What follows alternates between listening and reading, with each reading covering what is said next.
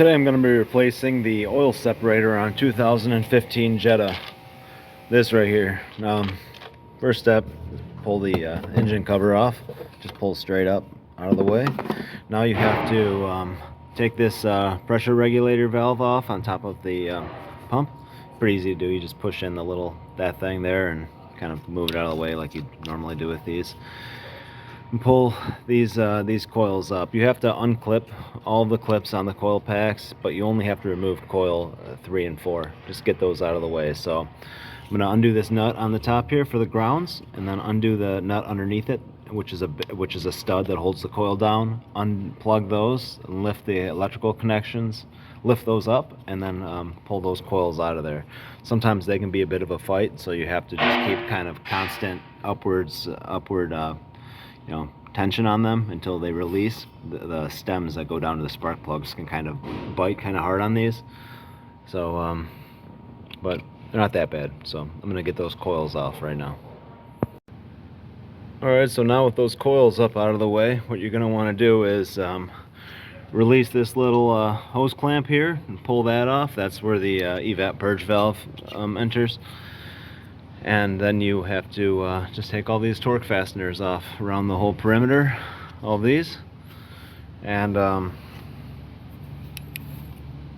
these fasteners around the perimeter, and then this one right here. Undo this one, and then you're gonna have to use a screwdriver. Right here, you're gonna have to use a screwdriver to pry up, and then pry that away. I'll undo all these screws around the outside of the oil separator. Undo that, and then I'll show you how to get that up out of there. Alright, so all you need for any of that is just a T30. I just used a T30 and just zipped it out with my small impact. When you put them back in, you want to do them by hand, but you're not going to hurt anything pulling it apart. So once that screw is off the top there, you get a little screwdriver and you get underneath here, and you can kind of just pry that up and back. So do that like this.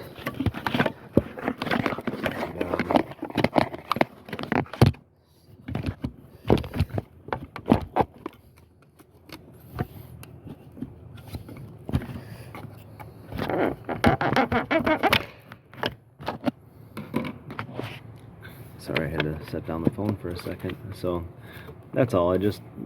This just kind of falls into a hole here. So I pry up on this, and then with my thumb just push this back while I'm doing that. And then I already pulled all the screws off around the perimeter. To make it easier, you can leave this mounted and just do that. Just do that first before you pull any of the bolts off, but not really a big deal either way. And then you can just grab it right out of there. So here it is. Pretty easy to remove. These, just like the ones on the older 2 liters, the diaphragms tear, and they pull a bunch of suction on the crankcase. So all you want to do now is just clean this sealing surface. Make sure you don't knock any dirt in there, and then hand tighten all those bolts around the perimeter, and then lastly plug this in. Attach this hose that you had off for the evap purge valve. Just slide that back on, put the clamp on, and stick the coils back in, and you're good to go. So thanks for watching.